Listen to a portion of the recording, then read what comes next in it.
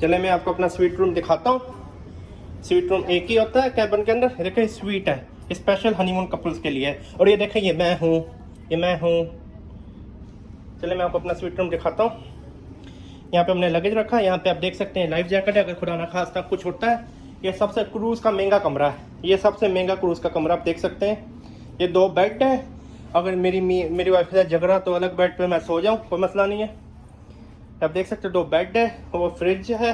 माशाल्लाह कितनी बड़ी जगह है, कितनी बड़ी जगह है। तो अब देख सकते हैं यहाँ पे सोफ़ा है। तो यहाँ पे काफ़ी कुछ है।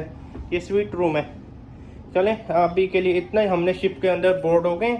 चलें मैं आपको ज़रा बाहर से भी दिखा दूँ, बाहर से कैसा है देखें। आपको मैं ज़रा दिखा दूँ बाहर से। ये स्वीट रूम है। अभी मैं जाऊँगा मिनी बार में, वहाँ नाश्ता करूँगा।